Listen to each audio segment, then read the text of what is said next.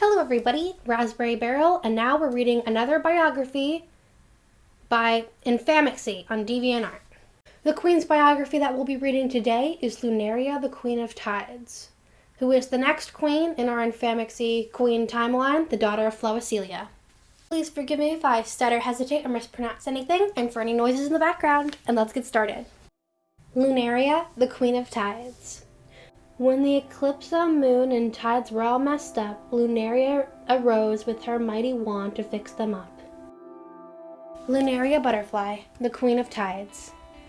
Born 53, died 102. Was queen 72 through 94. Married to Kian Watterson.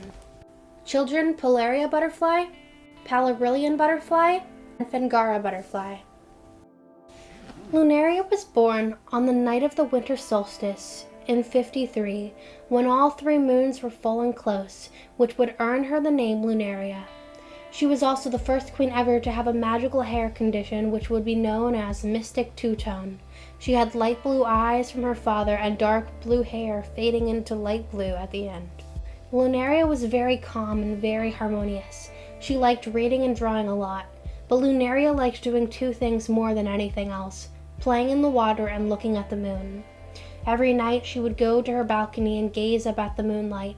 The moon was the most beautiful thing in her life to her.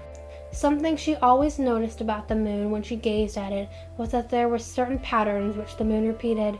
She was very confused by this at first, but then memorized them. About her love for water. She constantly would swim in pools. She also had a good talent for holding her breath underwater. She could hold it for a little over a minute. But she liked it most when there were waves in the water and grew skilled for swimming in tides and waves. On her 8th birthday, Lunaria received 2 surprise presents. The first was a baby dwarf, which she named Twinkle, because his eyes had a beautiful sparkle. The second present was a stack of 17 books on the topic of tides and the moon. Lunaria was extremely excited and spent the next 2 months doing nothing but playing with Twinkle and reading her new books. In one of her new books, she learned about the moon phases she had seen. She learned that they were first quarter, waxing crescent, new moon, waxing crescent again, last quarter, waning gibbous, full moon and waxing gibbous, and a full lunar light where all 3 moons were full at the same time. She kept these memorized in her head. She also learned more about the tides and how the moon controls them in her book. She would later strive to expand her knowledge. In 63, when she was 10, her grandmother Cosmica passed away. She had a good relationship with her grandmother and loved hearing about her explorations, so of course she was sad. But later that year, Lunaria had a brother. Lunaria had her brother Novin. Lunaria and her brother Novin would get a pair of 2 siblings, Libra and Gemini. And in 64, another sibling was born, Estelunius. As for her relationship with her siblings, her and Novin always acted like the older, more mature siblings, while Libra and Gemini were the more hyper of the 5. So he listened to whatever Novin and Lunaria said, while Libra, Gemini, Lunaria, and Novin were always getting into small fights. In 67, Lunaria inherited the wand. It had a pale blue handle with a blue crescent at the bottom. The middle was a blue ball with symbols that represented a lunar eclipse. It had pale blue wings and 2 dark blue crescent moons, lunar symbols, and light blue balls at the top. Lunaria's wand, lunar goddess. At the party, she noticed Novin was being a bit spiteful and rude towards Lunaria. Lunaria was, of course, really annoyed by it, but being the calm and respectful girl she was, she kept her composure and just kept talking to the other young nobles. But later, after a restroom break, Lunaria heard Novin spreading rumors and gossip about how Lunaria was unfit to lead and how he should rule instead of her.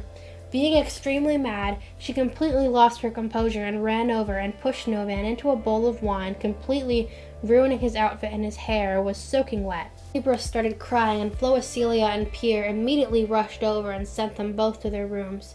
The next morning they were forced to apologize to each other. While apologizing to each other, it was obvious that they didn't mean it, as they glared at each other with hate. This incident would set Novin and Lunaria on a bad path for their relationship.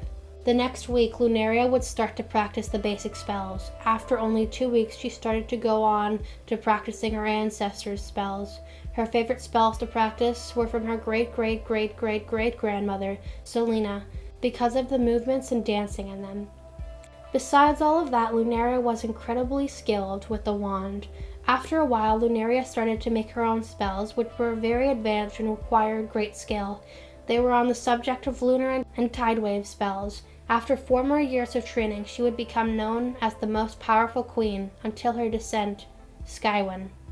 In the beginning of the new year of 68, Lunaria and her family were invited to a ball hosted by the Maya kingdom, and this is where she would meet the second son of Chief Maya, Koi Maya. During a dance with him, he started flirting with her. Despite not being the type to flirt, she played along. After the dance and talking to him for a while, they would go to the back of the ballroom and make out. After exchanging letters from one another for weeks, they decided to start a relationship. Her parents didn't mind, as it would only strengthen the bond of their kingdom. After practicing her magic for more than 5 months now, Lunaria wanted to expand her knowledge on tides and moons. She started to constantly go to the Firefly Library and read on these topics. After getting all the information she could find on the subject, she still strove to get more information on these topics. She confronted her mother on how she wanted to get some classes on the subjects, and that when Floecilia told her that Elfindor she begged her mother to go. Her mother replied with, "Oh, all right. I'll think about it." On Razor Crane 15th, she got her song day. That night she was very nervous, especially since Koi was in the crowd, but everything turned out fine. After her song day, she went to open the door of her room when she noticed her mother behind her. Lunaria expected to be in trouble, but her mother instead told her that since she had been doing historically good with her spell training, she would be going to Elfindor. Lunaria screamed in excitement and happiness and hugged her mother, and the same night she would barely sleep. She told Koi about this, and he was not happy, but after an argument, Lunaria finally convinced him that they could work out a long-distance relationship. And the next day, Lunaria packed her bags and took Twinkle, and later in the morning would leave waving goodbye to her parents and jealous brother Novin. He had a look of pure envy on his face the whole time they were saying goodbye. When Lunaria finally arrived, she immediately started studying for her lunar and tide classes the next day. She was amazed at the gigantic library and the smart teachers. After her 7th week there, she met the son of Lord Vadi Watterson and Kian Watterson. They bumped into each other on their way to the tide class. After he helped her pick up her books, Lunaria constantly apologized, and Kian reassured her it was totally fine. He was very nice to Lunaria, and after class he even invited her to his room to help with the assignment, and of course Lunaria accepted. Later that night, she wrote in her diary, "And Kian is a very charming and sweet boy. He's very gentlemanlike and pleases me to the finest.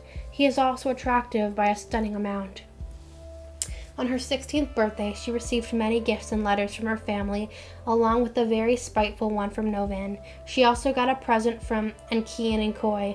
She also had received a report school and apparently had a very good grades and was estimated to graduate the next year in 69. Koi started to get the feeling that Lunaria had a crush on Kian because of how much she would talk about him in the letters. Koi let his jealousy get to the best of him and decided to pay Lunaria a visit and tell her they were breaking up. Lunaria was mad at Koi, but after a while she got over the breakup. After this breakup, Lunaria's feelings for Kian got even stronger, even to the point where she would fantasize about him only sometimes. And after a month, Lunaria confronted him about her feelings, and Kian blushed with a nervous expression on his face. Lunaria thought she had just ruined their relationship, but then Kian exchanged the feelings, and they then kissed, marking the beginning of their new relationship. In the beginning of 69, Lunaria graduated. Sadly though, Kian didn't. Lunaria respected Kian's decision to stay until his graduation. He promised though that they would reunite when he came back to Mewni.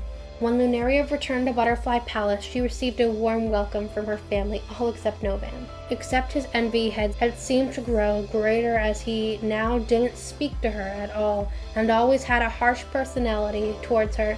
He even started to spread gossip of her. Being more mature and older now, she just ignored his behavior. On a morning of waking up, Lunaria found Twinkle dead in his bed. He had died due to having a shorter lifespan than a human. Lunaria was extremely sad about losing her childhood friend. She even held a funeral. One night, Lunaria woke up to an explosion-like sound in the garden. Lunaria rushed out of her room to the garden where she had heard the noise come from. Apparently, the source of the noise was an asteroid that had crashed into the garden. Lunaria lifted it up with her wand. When the asteroid reacted by glowing white, Lunaria took the asteroid back to her room to study it. It appeared to have magic properties, as whenever something touched it or magic came into contact with it, it would glow white and release a blue aura. Lunaria kept the asteroid for herself in her room and kept it a secret, even though her mother and father would find the crater in the garden the next morning. Lunaria explained what happened to them, but didn't tell them that she kept the asteroid. In 72, Enkian and Lunaria reunited after he came back to Mewni. It was one of the joyful and enduring moments of Lunaria's life. It was also the time Floecilia and Pierre met Enkian, and they greatly approved of his charming personality. What made Lunaria even more excited was that the same night Enkian had proposed to her. The wedding was held at a beach. It lasted from late afternoon to midnight and was very big. It was also the first time Lunaria had saw Koi in a year. They had matured and both got over the breakup and even became friends. Everyone congratulated the new king and queen, except for Novin, of course.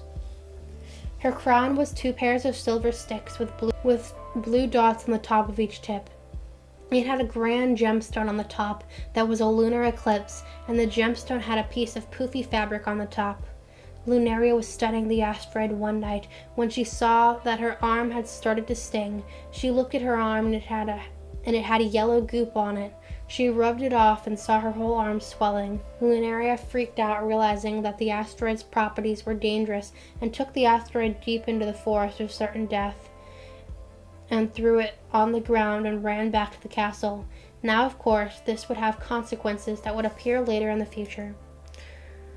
One night, Lunaria was eating dinner with her family and was speaking about her personal spells and magic when she noticed Novin had a look of distress on his face. A few minutes later, he excused himself from the table without even finishing his meal. Lunaria decided to check up on him and went upstairs to his room, where she would find him in a breakout. She asked him what was happening, and he spilled his feelings. He told her how ever since she got the wand, he was jealous of her, and the incident between them at the party that night made it worse, and that through the years it kept getting worse. Lunaria assured him that just because she had magic and studied it did not make her better than him in any way. They talked about his feelings for a while before finally making up after 10 years of fighting. After her 23rd birthday in 76, she had a ball to celebrate and had drank a bit too much. After the ball, Enkian and her had a bit of fun in their room. A week later, Lunaria complained of feeling sick, so went to see a healer. That's when the healer confirmed her pregnancy. 9 months later, she gave birth to her first daughter, Polaria. She had a pair of blue 4-pointed stars on her cheeks and blue eyes and had hair drawn from her father. And 2 years later, she gave birth to a boy whom she named Pelirion. He had the dark blue hair of Lunaria and the blue eyes of Enkian, and finally a year after that, she gave birth to another girl, Fengara, who had blue hair from Enkian and green eyes inherited from Floecilia. She had teal ringed moons on her cheeks. One night, when gazing at the stars with Enkian and her 3 new children, she noticed a white glow in the forest of certain death. It started to expand, and then a blue beacon shooted into the sky and expanded through the whole sky. Then the moon started to move out of place. Lunaria and Enkian looked at each other with a terrified face and ran into the room. Just then, there was a giant flood that covered the kingdom in about 8 inches. Just then, Lunaria remembered the magical asteroid. The next morning, a council meeting was held. Many people had theories and speculations, but no one could know for sure since nothing that crazy had ever happened before in the history of Mewni. Lunaria decided to explain everything and how she found the magical asteroid. Everyone was a bit mad at her for keeping this secret, but there was no time for being mad, for they had to resolve the issue. Some people said they should just get used to the changes, but Lunaria said no. She said that she and House Ocean Man and Firefly, along with the help of others, would use magic to fix the problems. Of course, this was crazy and seemed impossible, and Lunaria knew that herself. But she said, "I have made a grave mistake, and I cannot just leave it. I have to fix it no matter how impossible it is." Lunaria started by every day going up into the sky and performing advanced and powerful magic on the moon. She made a lot of spells using her knowledge of the moon and how it controlled the tides. She also had Lord Oceanman help with draining some of the flood water. She made a spell to get the moon back in place so the sea level would go back to normal. This would cause meager natural disasters, including tsunamis, which would damage the Maya and Waterfoot kingdoms, and lots of repairs and evacuations had to be done. Another challenge was keeping the people calm and safe, Lunaria telling them that she had everything under control and was not enough to keep the population from freaking out. She put Lord Oceanman and King and Kian to the works of calming down the people, and sometimes Lunaria's twin sister, Geminia and Libra, would help. In the early year of 80, sea levels finally got back to normal, and tsunamis and natural disasters didn't happen anymore. But something that was still a problem was the length of day, and the timing of the eclipse was off. So this was something to fix too. Lunaria started to fix the issue, but this held gigantic effects of the length of day. Sometimes daylight would last for 23 hours, and other times it would last for 5 hours, and sometimes people would even lose track of the day. In 83, Lunaria had one more thing to do. She cast Final Spell. She flew up into the sky and used the spell, but the next day she saw that the spell had no effect. She asked me why it didn't work with an annoyed tone, and I told her maybe the power of the wand wasn't enough. After hearing this, she got the idea I was intentionally giving her, and flew up into the sky and transformed into her ultimate butterfly form. She aimed all 6 arms at the biggest moon as her cheeks glowed, and finally struck at the moon. A luminous, blinding blue light could be seen throughout the whole continent that lasted 7 seconds. Lunaria fell from the sky only to be caught by Inkian.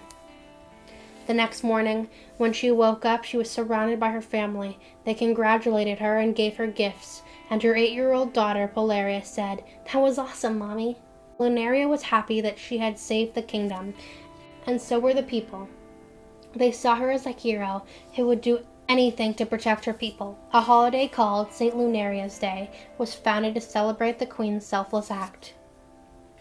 To this day, people have theories that pieces of the mysterious asteroid are still in the forest of certain death, but no one has found anything.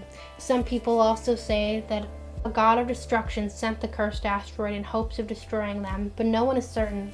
Floecilia died later that year due to falling into a rose bush. Her cuts were infected, and it was too late to heal her. She was buried with a coffin decorated with flowers. To help cope with her mother's death, Lunaria decided to start to write some books about her studies of Elfindor. She wrote a total of 23 books on tides and lunar information and donated all her books to the Library of Fireflies. On Polaria's 14th birthday, Lunaria passed the wand to her. Saying goodbye to her time with the wand, she also gave Polaria the ship she had wanted for years. On a night a few weeks after Polaria's 14th birthday, Lunaria and King and Kian decided to go out for drinks at the royal bar. When they went back to their room, Lunaria got approached by a servant. The servant seemed very suspicious, but Lunaria ignored it. The servant ordered her a piece of cake, and Lunaria took the delicious dessert and ate it. Not long after digesting it, she started to feel dizzy, and after a few minutes, she blacked out. Lunaria woke up in bed with her clothes being loose. Lunaria could tell what happened and ran back to Inkian. Lunaria told her king what happened, but he recalled receiving a note from her saying she was going back to the bar. Lunaria confirmed this note fake, and a case was immediately started. The culprit was found and sentenced to death. This would make Lunaria the first queen to have this kind of incident happen to her. The rest of Lunaria's life, nothing too big happened. She mostly just managed the kingdom. She just enjoyed her time by visiting the beaches, gazing at the moons at night with her family, and late night reading. In 94, Lunaria passed the crown down to her daughter Polaria, and later Lunaria became a grandmother as her daughter gave birth to her first child, Yeshia, and in 98, Lunaria's second grandchild was born, Volna.